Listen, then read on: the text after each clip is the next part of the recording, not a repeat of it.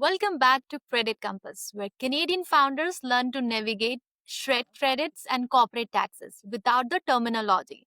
I'm your host, Preeti. And I am Akshay Bandari, Senior Accountant at Gallant and Tool. In today's episode, we are tackling something most startups overlook: how your corporate structure and ownership affect your shred refunds. CCPC, status related companies, foreign investors, will unpack everything.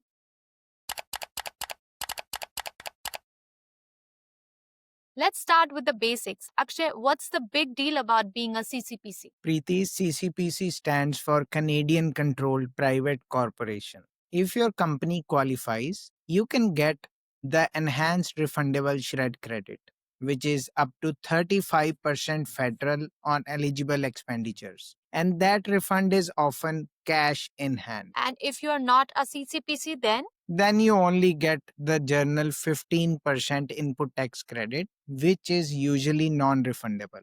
You can carry it forward to offset future taxes, but you won't get the same cash injection. so for early stage founders, CCPC status is like the golden ticket. Exactly, Preeti. It's often the difference between getting a check versus just a tax deferral.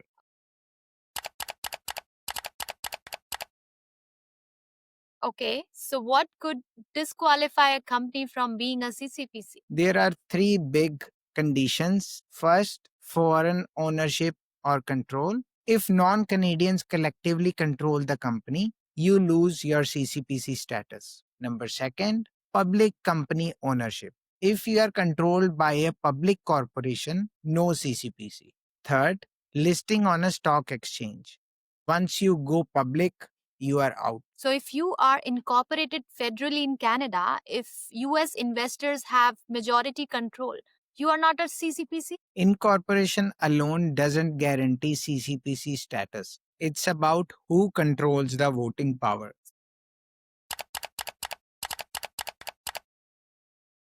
So many founders set up multiple corporations, one for IP, one for operations, and one for marketing.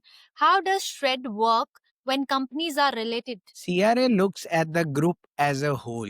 The $3 million shred expenditure limit is shared across associated companies. Let's take an example.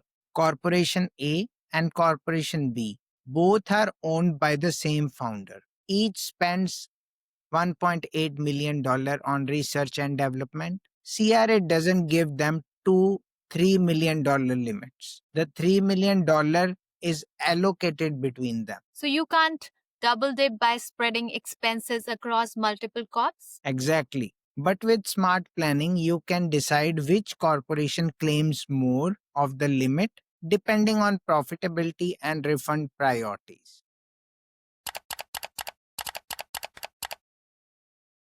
What about when a Canadian startup has a US parent or foreign investors? This is a very common situation, Preeti. If the parent controls the Canadian entity, it likely won't be a CCPC. That means no enhanced refundable credit, only the basic input tax credit.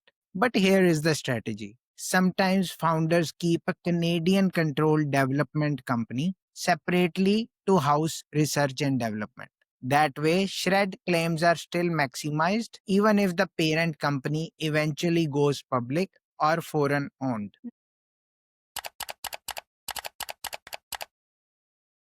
Let's sum it up in simpler words. Sure, Preeti. So CCPC equal to cash refunds, non-CCPC equals to carry forward of credits. Foreign or public control kills CCPC status. Associated companies share the $3 million common shred limit.